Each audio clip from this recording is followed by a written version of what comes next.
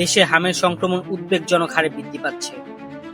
গত 24 ঘন্টায় সারা দেশে হামে আক্রান্ত হয়ে এবং উপসর্গ নিয়ে 10 শিশুর মৃত্যু হয়েছে। একই সময়ে নতুন করে 150 জন শিশুর শরীরে হাম শনাক্ত হয়েছে। রোববার 12 এপ্রিল স্বাস্থ্য অধিদপ্তরের সমন্বিত নিয়ন্ত্রণ কেন্দ্র থেকে পাঠানো এক সংবাদ বিজ্ঞপ্তিতে এসব তথ্য জানানো হয়। স্বাস্থ্য অধিদপ্তরের তথ্য মতে গত 15 মার্চ থেকে এখন পর্যন্ত হাম সন্দেহে সারা দেশে হাসপাতালে ভর্তি হয়েছে মোট 10,225 জন রোগী। এর মধ্যে নিশ্চিতভাবে হামে আক্রান্ত হয়েছে 2,639 জন শিশু।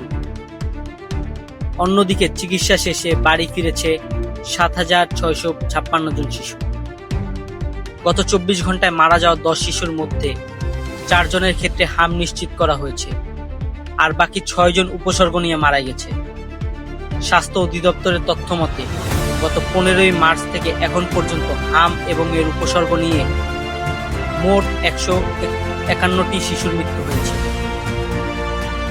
বিভাগ ভিত্তিক পরিসংখ্যানে দেখা যায় গত 24 ঘন্টায় সর্বোচ্চ শনাক্ত হয়েছে ঢাকা বিভাগে 580 জন, এরপর রয়েছে রাজশাহী বিভাগে 241 জন, চট্টগ্রাম বিভাগে 145 জন, এছাড়া খুলনা বিভাগে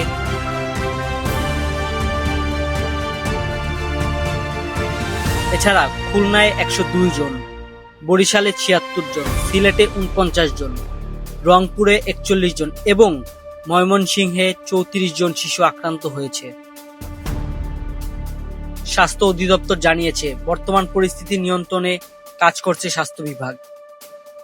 সন্দেহভাজন রোগীদের দ্রুত হাসপাতালে ভর্তি, প্রয়োজনে চিকিৎসা নিশ্চিতকরণ এবং টিকাদান কার্যক্রম জোরদারের পাশাপাশি জনসচেতনতা বৃদ্ধির উপর গুরুত্ব দেওয়া হচ্ছে। বিশেষজ্ঞরা বলছেন হামের সংক্রমণ প্রতিরোধে সময় মতো টিকাদান এবং সচেতনতা অত্যন্ত গুরুত্বপূর্ণ।